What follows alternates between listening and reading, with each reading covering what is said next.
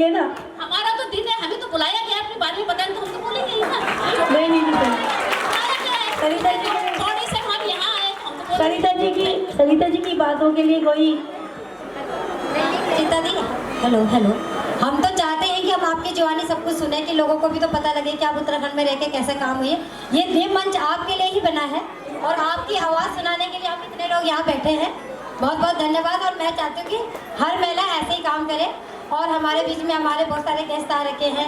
हमारे रमेश नोटियाल जी आ रखे हैं, बहुत बहुत धन्यवाद। हरपाल सिंह रावत जी आ रखे हैं। PR प्रोडक्शन के प्रेम सिंह जी, राजेंद्र प्रसाद भीट जी आ रखे हैं। हमारे तुलसी सभा के अध्यक्ष भैया के नाम अजय सिंह बिष्ट जी आ रखे हैं। और हमारे क्या कहते हैं देवेंद्र जोशी जी आ रखे हैं।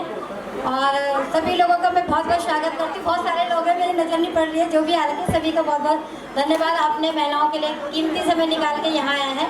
और इसी बीच में मैं बुलाना चाहती हूँ कविता बिष्ट जी को। कविता बिष्ट जी मंच में आ जाए। कविता जी की कहानी मैं थोड़ा सा बताना चाहूँगी, बाकी एंकर जी बताएंगी।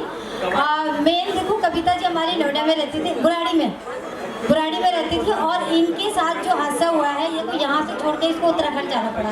आज हम बच्चों महिलाओं की बात करते हैं। हमारी महिलाएं देखो सुरक्षित नहीं है। हमारी उत्तराखंड की महिलाएं हैं, इसके ऊपर एसिड फेंक। उत्तराखंड की महिला, उत्तराखंड के अल्मोड़ा एक खूबसूरत कस्बा, एक शहर में एक हिम्मती लड़की रहा करती थी। जोश से भरी हुई वो लड़की जिंदगी में कुछ बनना चाहती थी, कुछ बेहतर करना चाहती थी, अपने सपनों को पूरा करना चाहती थी। इन सबको करने के लिए वो दिल्ली आई, जॉब पर लग गई, जॉब करने लगी, ठीक से काम करने लगी। लेकिन तभी कुछ मंचलों की बुरी नज़र उस लड़की पर पड़ी, उसका विरोध किया, अहम चोट पहुंची तो उनके मंचलों ने स्टैंड पर खड़ी हुई एक लड़की के चेहरे पर एसिड अटैक कर दिया। ये एक कहानी नहीं बल्कि एक कविता बिष्ट की जिंदगी की दुखद सच्चाई है। पहाड़ों की रहने वाली कविता ने एसिड अटैक में अपनी आंखें गंवा दी। 2 महीने तक डिप्रेशन में रही, लेकिन माँ से मिली हुई हिम्मत और दम के कारण वो अपनी ज़िंदगी को गले लगा के फिर आगे बढ़ने लगी। कविता जी अपने जैसे कई लोगों की ज़िंदगी की रोशनी भर रही हैं। कविता एक NGO भी चलाती हैं, जिसकी मदद से वो महिलाओं को स्वावलंबी बनना रहना सिखाती हैं। यही नहीं, घरेलू हिंसा, यौन उत्पीड़न और एसिड अटैक की पीड़ित महिलाओं की वो खासकर मदद करती हैं।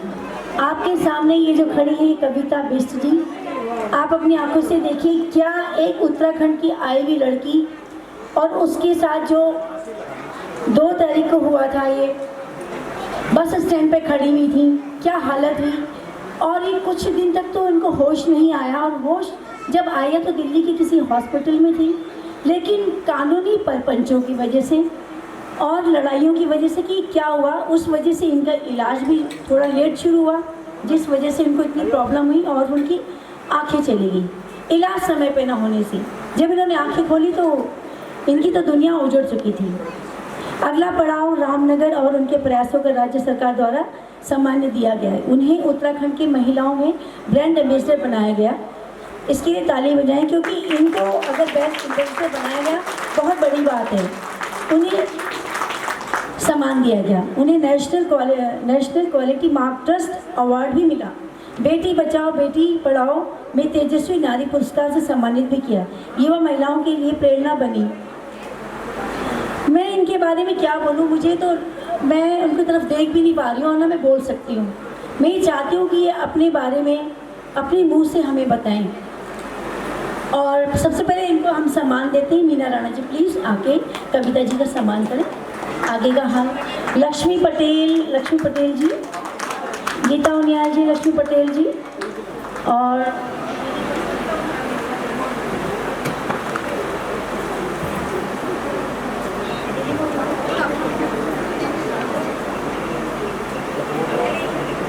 फर्स्ट हम उनके हाथों में मीना जी फूलों का गुलदस्ता देते हुए कविता जी को सम्मान करते हुए। मीना जी आप फूलों से स्वागत करते हुए तालियां बजाएं प्लीज। बहुत जोर की तालियां चाहिए यहाँ पे तालियां कम नहीं चाहिए। और ये लक्ष्मी पटेल जी शॉल अर्जित करते हुए पटेल जी, और रेणु उनियाल जी, रेणु उनियाल जी आए। और कृपया जी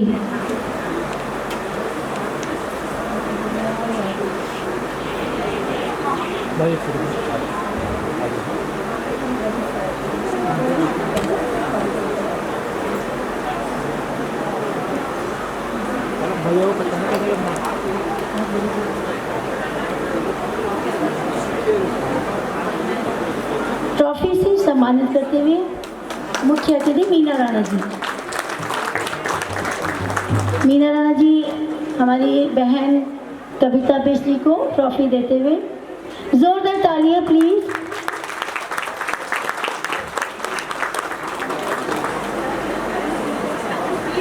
और देखिए और एक कुछ शब्द हमारी प्यारी कविता बहन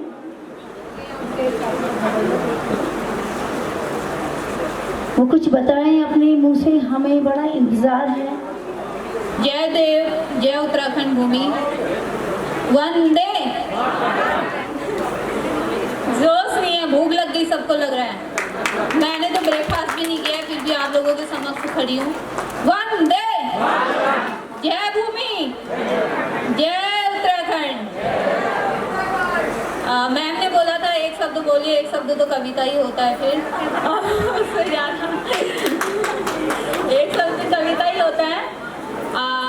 अगर मेरे बारे में ज़्यादा किसी को व्यक्तिगत जानना हो तो आप गूगल में सर्च कर लीजिएगा कविता बिश्री, क्योंकि विस्तार से तो मैं ज़्यादा अपना डिटेल नहीं बता पाऊँगी, शॉर्टली बताऊँगी क्या हुआ, कैसे हुआ, फिर अभी तक का फाइट में क्या संघर्ष रहा वो मैं बताऊँगी। तो एक ऐसे सर्वाइवर हूँ, बताया था। और कहते हैं कि अगर मन में उमंग हो तो सारी चीज़ें पूरी होती हैं। जब मेरे को पता चला यहाँ पे हमारी लोक गायिका मीना राणा जी आ रही हैं करके दीदी, और उस टाइम मेरा मन में था कि मैं सम्मानित इन्हीं के हाथों हूँ, और मैं चाह भी रही थी कि मैं बबीता दी से बोलूँ कि मेरे को अभी ना बुलाया जाए, जब मीना दी आए तो उन्हीं से मेरे को सम्मानित करवाइएगा। और क्योंकि आजकल तो सबको पता है ना, पब्लिसिटी ज़्यादा काम करती है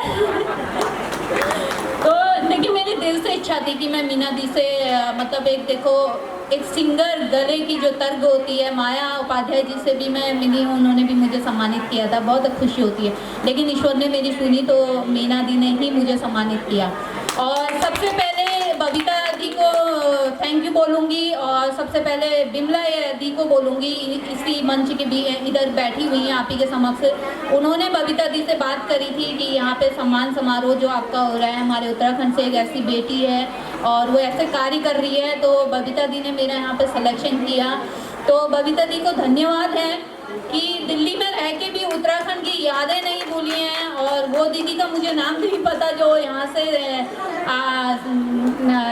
मंचासीन है, विधि राही दी, उनका भी धन्यवाद करेंगे कि वो सारी महिलाओं को यहाँ पे इस तरीके के मतलब सम्मान के पात्र बुला रही हैं और इतनी इज्जत उनको मिल रही है।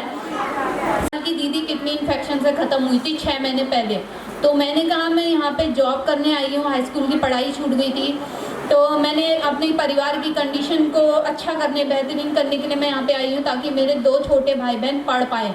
हम मैंने शिक्षा प्राप्त नहीं की, कोई बात नहीं, मेरी माँ नदी में रेता निकालती है तो वो कब तक उसको बच्चों को पढ़ाएगी, क्योंकि उस टाइम पे नदी पे गगास नदी बोलते हैं, मोस्टली लोग जानते होंगे रानीखेत में, तो वहाँ पे जब नदी से रेता निकलता था तो 12 रुपये कट्टे बिकता था। आज तो कम से कम 30 रुपये तब भी है, उस टाइम पे 12 रुपये। और मैं गांव में जब मजदूरी करती थी हाई स्कूल की पढ़ाई छोड़ के, आज गांव में महिलाओं की दिहाड़ी 300 रुपये हो गई है, इस चीज़ को सबको पता होगा। लेकिन मेरे समय पे 2006 से मैं दिहाड़ी करती थी, 1 किलोमीटर दूर रोड से गांव में ईंटें ढोलनी पड़ती थी, 12-12 ईंटें, उसमें भी जिसका मकान लगता था पहले बोल देता था कि 12-12 ईंटें लानी है, 12 घात करोगे, और सीमेंट के आधे कट्टे रहता, और मात्र 30 रुपये दिहाड़ी, मात्र 30 रुपये दिहाड़ी में पूरे दिन भर मजदूरी करो। फिर मेरी जानने वाले थे, उन्होंने बोला कि दिल्ली आ जाओ। दिल्ली आए तो मैं अपनी रूम यहाँ नोएडा में रह रही थी, मेरी जो रूम पार्टनर थी उसके साथ, उसके हाथ वो लड़का पहले तो उसे पता नहीं था कि इसकी रूम पार्टनर है, आते जाते देखता था। एक दिन संडे की छुट्टी थी तो संडे मार्केट में भी उसने सब्जी लेते हुए उसके साथ देखा, तो वो मिल्डा में करते थे दोनों जने। उसने उससे पूछा कि ये कौन है, उसने कहा ये उत्तराखंड से है और मेरी फ्रेंड है, रूम पार्टनर है। तो उसने बोला ये तो मैं काफ़ी टाइम से देखता हूँ, इससे मुझको शादी करनी है। मैंने मना कर दिया कि मुझे नहीं करनी, मैं यहाँ पे जॉब करने आई हूँ ना कि शादी करने। और हालांकि सच बताऊँ, पहले तो मेरी आंखों में रोशनी आनी नहीं है, क्योंकि मैंने पूरा ऐसा कोई मतलब अमेरिका तक की मेरी रिपोर्ट जा चुकी है। डॉक्टर ने बोल दिया है कि आइज़ पूरी गल चुकी है, कुछ भी नहीं रह गया है और ना नई आइज़ लग सकती है ना पुरानी। और लास्ट जब मुझे दिल्ली में भी बोला तो मैं खुश हुई, मैंने कहा थैंक यू। तो वो बोलते हैं कि शंकर नेत्रालय का डॉक्टर भी बोलता है कि ऐसा पेशेंट पहली बार देखा कि जिसके मुंह के सामने बोला कि आंखों की रोशनी नहीं आ सकती और वो खुश है कि मैं थैंक यू की नहीं आ सकती। तो वो बोलते हैं तुम खुश क्यों नहीं डाल सकते, सर्फ लगा देती हूँ कि चश्मा भी पहन के मेरे को कोई छोटी सुई में 1 सेकंड के अंदर धागा डाल के नहीं दिखा सकता, लेकिन मैं डाल के दिखा सकती हूँ। तो 2008 में जब एसिड अटैक हुआ, सुबह मेरे 1 हफ्ते पहले मैं ओवर टाइम करके आ रही थी, एक्सीडेंट हुआ था, घुटने में चोट थी। 3 बार बिस्तर से उठी, 3 बार सोई कि जाऊँ नहीं जाऊँ, जाऊँ नहीं जाऊँ, लेकिन दशा ने बुलाया होगा। कहते हैं ना हमारे पहाड़ में कि काल कभी किसी अपने ऊपर नाम नहीं रखता। तो चौथी बार उठी, पूजा वूजा करी, फटाफट नहाया धोया, पूजा करी, निकल गई। चलते चलते घड़ी बातें बस स्टॉप पे पहुंची। उस टाइम तक कोई पहुंचा नहीं था। बस स्टॉप पे सारी कंपनी वाले वहीं खड़े होते थे, बसें वहीं आती थी। कविता पैलेस गेट, मोस्टली लोग जानते होंगे कविता पैलेस गेट है, तो वहाँ पे खड़ी थी। तो एकदम बाइक में 2 जने आए, सुबह 5:15 बजे का समय, और 2 जने बाइक में आए। पीछे वाले ने एकदम लेफ्ट साइड से डाला एसिड और तेजाब डाल दिया है। मैंने कहा तेजाब डाल दिया है? मेरे को एकदम स्वेलिंग से मेरा मुंह एकदम 4 गुना फूल चुका था, और सांस लूँ तो नाक के रास्ते एसिड जा रहा है, मुंह के रास्ते एसिड जा रहा है। ऐसी घुटन, आंखें खोलने की कोशिश करूँ, खुल नहीं रही है। मैंने कहा अंकल किसने डाला होगा मेरे पे ये? वो बताया गया था कि तुम्हारी बेटी पे एसिड अटैक हुआ है। नहीं है, मैंने पहले ख़त्म हुई थी और मेरे घर वालों को बहुत बड़ा झटका लगा था। और हमारे परिवार का सबसे पहली ऐसी ट्रेजेडी थी कि किडनी इन्फेक्शन से 21 साल की दीदी मेरी ख़त्म हुई। मेरे परिवार वालों को बोला था कि तुम्हारी बेटी का एक्सीडेंट हो गया है और तुम यहाँ आओ। तो मेरे पापा ने मम्मी को बोला कि तू क्या करती है, मैं जाता हूँ, पहले मैं देखूंगा क्या स्थिति है फिर बुलाऊंगा। मम्मी ने मामा को फ़ोन किया, गुड़गांव से आए, तब उन्होंने FIR करी। जब मैं 2 बजे की शिफ्ट कंपनी नहीं पहुंची तो उन्होंने मकान मालिक के यहाँ फ़ोन किया और उन्होंने बोला कि वो ड्यूटी नहीं आई है, बताओ दूसरी शिफ्ट में भी नहीं आई, बात कराना। तो आंटी को तो अंदर से गुस्सा ही रखा था, वो भी पहाड़ी थी, 2 बेटे थे और उनकी बेटियाँ नहीं थी, बहुत अच्छा मानती थी। उन्होंने बोला तुम्हें अपनी नौकरी की पड़ी है और उसकी ज़िंदगी और मौत का सवाल हो रखा है। वो सुबह ड्यूटी आ रही थी और उस पर एसिड अटैक हो गया। मेरे हस्बैंड उसको घुमाने में है, अभी तक किसी ने भी एडमिट नहीं किया। उन्होंने बोला ठीक है, आप ऐसा करिए, जहां आपके हस्बैंड ने वहीं रोक दीजिए और हम एम्बुलेंस भेज दें। जिला मराठी हॉस्पिटल लास्ट वो था हॉस्पिटल। इतना मुझे याद है कि मैंने कितने डॉक्टरों से मिन्नत करी कि मुझे कुछ ऐसा लगा दो जिससे मुझे ठंडी मचे और मेरे को ये दर्द सहन ना। उन्होंने कहा नहीं, हम कुछ भी नहीं कर सकते, पेशेंट की जान जा सकती है, 95% पेशेंट जल चुका है। तो बाद में फिर उन्होंने कुछ नहीं किया। जब कंपनी ने एम्बुलेंस भेजी तो नोएडा से सफदरजंग का कितना फासला है, वहाँ से मुझे सफदरजंग लाया गया। 3:30 बजे मुझे ICU में डाला। 3:30 बजे ICU में डालने के बाद मुझे 8 फरवरी को हल्का सा होश आया। पापा ने जब यहाँ देखा, पापा ने मम्मी को फ़ोन किया, यहाँ तो एक्सीडेंट नहीं हो रखा है, यहाँ तो कुछ और ही हो रखा है, तो आ जा, तेरी ज़रूरत है। तो मम्मी को ये नहीं बताया, ऐसा डाल दिया, क्योंकि कमज़ोर दिल के थे दोनों माँ बाप। लेकिन पापा आए सबसे पहले अंदर, 12 नंबर पेशेंट का गार्जियन कौन है, पापा आए। तो मैंने बोला पापा मैं मेरे को क्या हो गया? पापा ने कहा बेटा, पापा को तो पता था। पापा ने कहा कुछ पता नहीं बेटा। मैंने कहा पापा मेरे को दिख नहीं रहा कुछ, तुम कहाँ खड़े हो?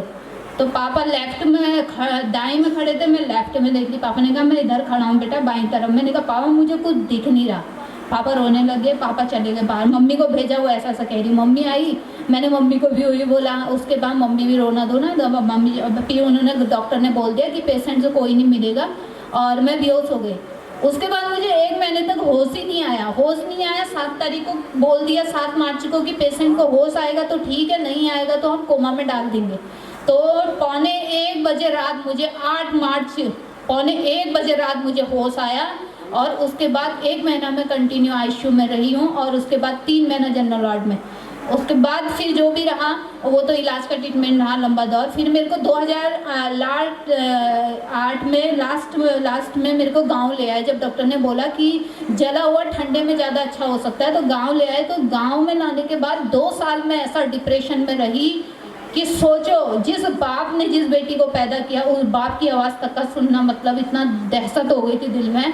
और बाइक की आवाज़ सुनो, मेरे सामने टीवी लगा दो, अगर टीवी गाड़ी की आवाज़ सुन लो, बाइक की आवाज़ सुन लो, सदमा लग जाए, पापा की आवाज़ सुन लो, सदमा लग जाए, भाई की आवाज़ सुन के सदमा लग जाए। बड़ी मुश्किल से जैसे तैसे 2 साल से फिर अपने आप को बाहर निकाला। और उसके बाद अल्मोड़ा एक दृष्टिहीन कार्यालय थे, वहाँ मुझे बुलाया गया कि यहाँ पे ब्लाइंडों को क्राफ्ट का कुछ सिखाया जा रहा है। मैं सीखना तो कुछ नहीं था, लेकिन फिर भी देखने गई। मम्मी ने कहा चल बेटा, क्या पता कुछ हो जाए आगे कुछ। मैंने कहा चलो ठीक है। उसके बाद जो उसको चलाते थे वो खुद एक दृष्टिहीन थे, और उन्होंने मुझे जब समझाया कि एक ब्लाइंड की ज़िंदगी बहुत बड़ी होती है बेटा, तू क्यों सोच रही ऐसा है, तेरे साथ तो चल अटैक हुआ 19 साल की उम्र में, 18 साल की उम्र में मैं जॉब करने गई, 19 साल की उम्र में मेरे साथ एसिड अटैक हुआ। और उसके बाद भी जब मैं वार्ड में मेरे को होश आया, ऐसा लगता था कि मौत क्यों नहीं आ रही, क्योंकि अगल बगल सब यही बोलते थे लड़की ज़िंदगी भर का बोझा हो गई, कैसे पालोगे, कल लड़की की शादी होगी, बहू आएगी, कैसे करोगे, ये है वो है। उस टाइम मन करता था कि मौत आ जाती तो ज़्यादा अच्छा था। तो लेकिन बाद में भी मैंने कहा नहीं, मैं हमेशा बचपन से बी पॉजिटिव रही हूँ। मैंने कहा चलो भगवान का कुछ शुक्र है इसमें कि भगवान ने कुछ सोचा है, इसके पीछे भी कुछ ना कुछ तथ्य होगा। अभी समझ में नहीं आएगा, आने वाले समय में समझ आएगा। तो मैंने एक अगर ज़िंदगी देखने वाली छोड़ दी है तो मेरा पुनर्जन्म है, तो पुनर्जन्म को क्यों ना जैसे भगवान ने दिया है वैसे चलो। अगर उसने मुझे नहीं देखने वाला बनाया है तो वही मेरे को चलाएगा, वो जैसे चलाएगा मैं वैसे चलूँगी। तो मैंने बाद में फिर धीरे धीरे ऐसे ही अपने आप को समझाया। गांव में गई, ताने सुन के परेशान। फिर मेरे को डीके जोशी सर ने बताया तेरे साथ इतना बड़ा हादसा हुआ, तब ब्लाइंड हुई। मैं तो मॉर्निंग वॉक कर रहा था, चलते चलते आँख में पता नहीं क्या गया, ब्लाइंड स्कूल के लिए बोला। मैंने वहाँ 2011 में एडमिशन लिया, 2012 तक मैंने वहाँ पे short hand, share Canning, paper product और कॉपी रजिस्टर, ये सारी चीज़ें बनानी सीखी, और ब्रेल लिपि वगैरह। उसके बाद 2012 में मैं हल्द्वानी गांव आ गई। गांव आने के बाद मेरा चेहरा, आज मैं आप लोगों के साथ ओपनली खड़ी हूँ, लेकिन 2012 तक का मैं कवर करके चलती थी अपना चेहरा, क्योंकि मेरा जो ऊपर का होड है वो नाक में चिपक चुका था, नीचे का होड ठुड्डी पे चिपक चुका था, और इधर वाली नाक क्या हो रही, राइट तरफ के नाक का छेद मेरा पूरा बंद हो चुका था। एक माचिस की तिल्ली डाल के मतलब उसमें सांस लेने के लिए जगह बनाते थे, इतना हो चुका था।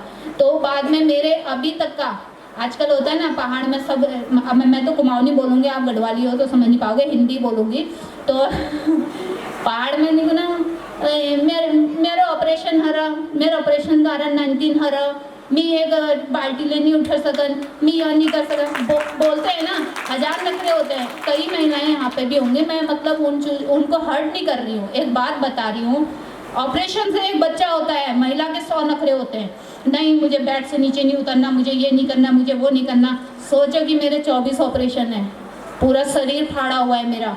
तुम्हारा तो पेट फाड़ के ही बच्चा निकलता है, लेफ्ट को फाड़ते हैं, मेरा तो पूरी दोनों टांगों की जो राग होती है, रागों से निकला है। 46 टाँके एक तरफ, 46 एक, और हाथों में 46 टाँके हैं, पूरी जांघों से क्राफ्ट निकला है। मतलब 24 ऑपरेशन है, उसके बाद भी जिंदा दिल खड़ी हो। एक 2 पंक्तियाँ है ना, वो 2 पंक्तियाँ अभी 4 तारीख को सोनीपत में थी, तो वहाँ पे भी मैंने बोली थी, शब्दों से क्या जलाओगे हमको जब तेजाब हमें नहीं जला पाया, शब्दों से क्या जलाओगे हमको जब तेजाब हमें नहीं जला पाया।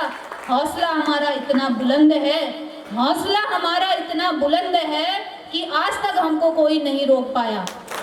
तो इतने लोगों ने ताने मारे, इतना सब कुछ किया कि फिर भी मैंने कहा नहीं। गांव में भी बोला, अरे ये भी भल तो फांस दी दिना, नवान खबर दिना, भलो न काड़ी है गे। अरे क्या काड़ी, क्या लैंग्वेज है, काड़ी काना, इससे ज़्यादा कुछ आता नहीं पहाड़ी लोगों को, बस हो गया।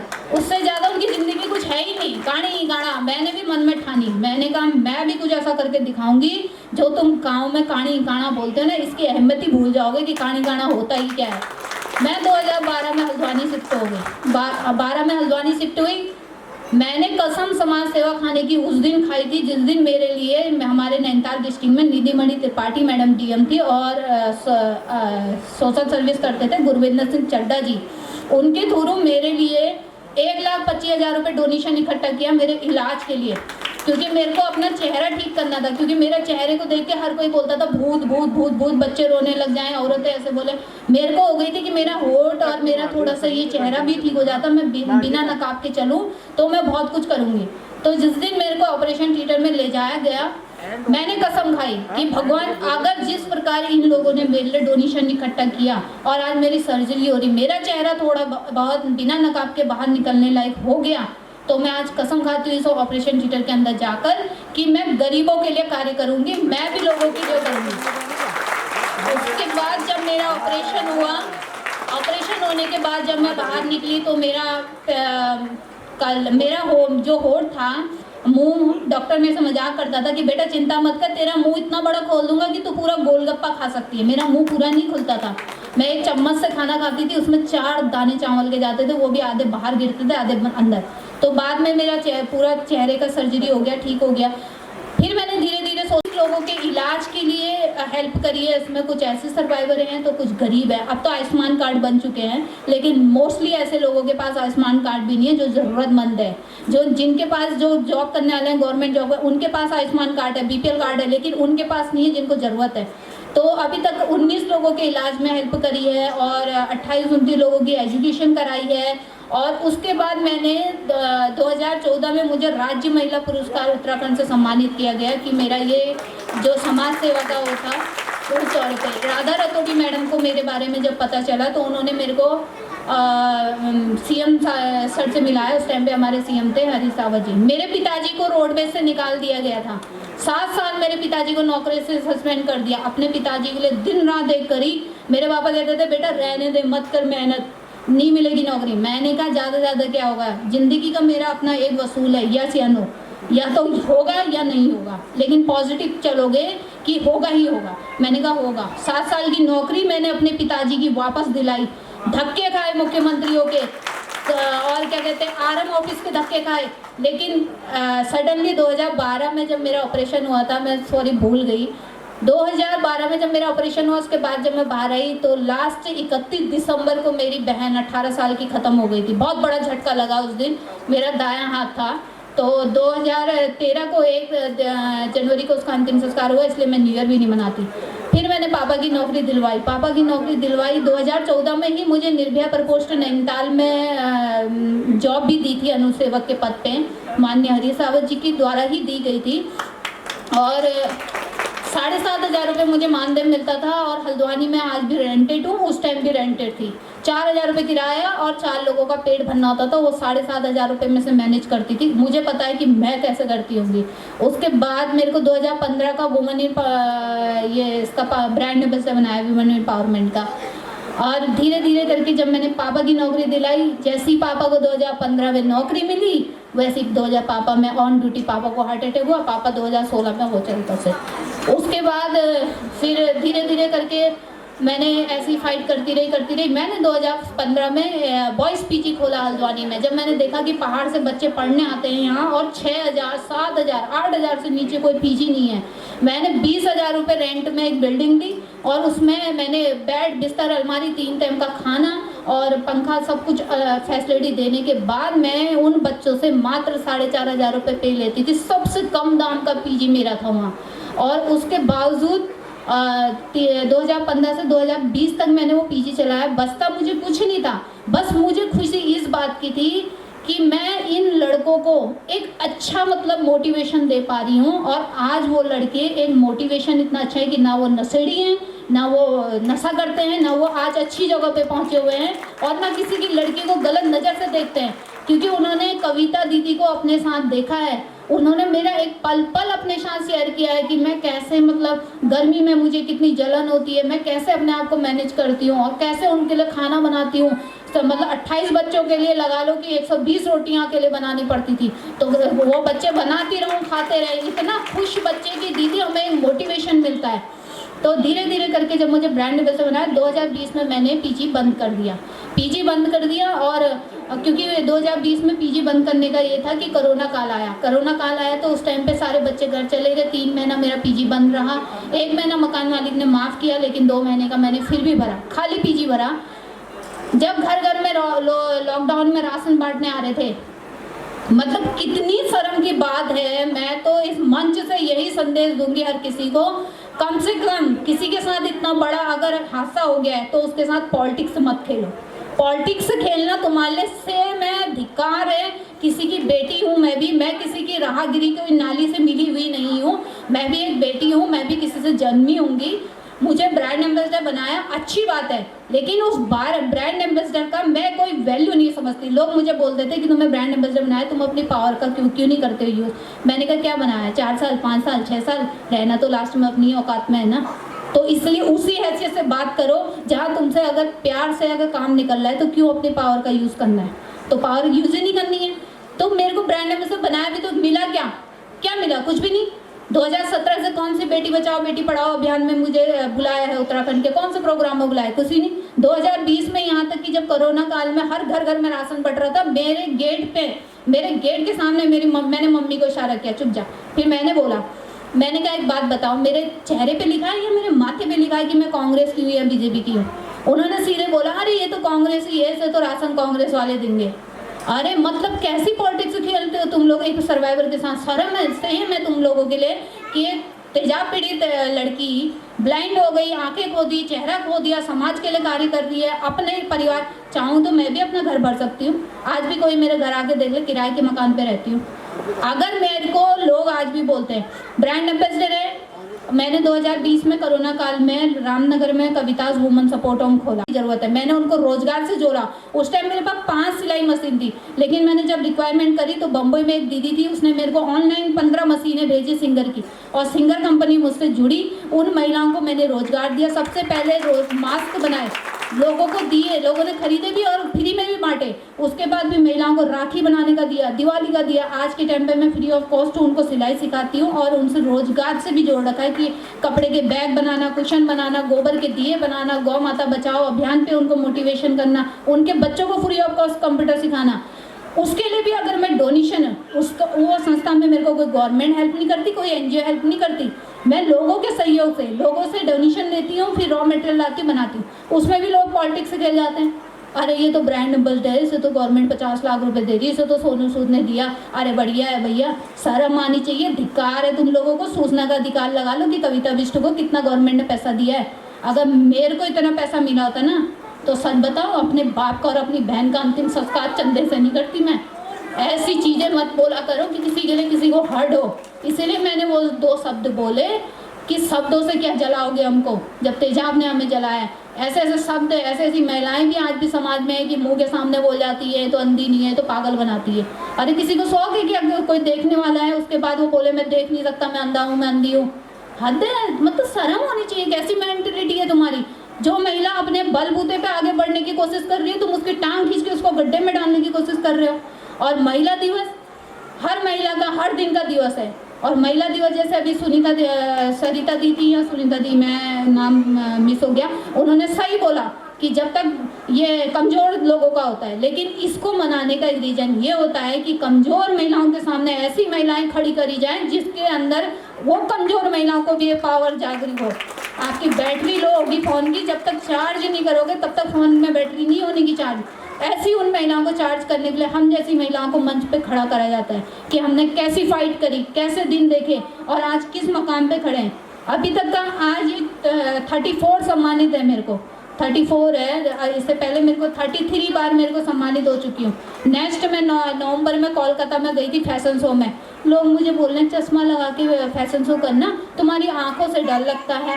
मैंने कहा जिसने तेजाब डाला उसे डर नहीं लगा तो मुझे डर लग रहा है क्या? मैंने कहा मुझे कोई नहीं डर लगता। मैंने कहा मैं ऐसी ही जाऊँगी। और सच बताऊँ तो मैंने खाली हेयर स्टाइल बनवाई, इसके अलावा मैंने फेशियल भी नहीं करा। मैंने साफ मना किया, मैं जैसी हूँ वैसी सही हूँ, मैं ऐसी ही फैशन शो करूँगी।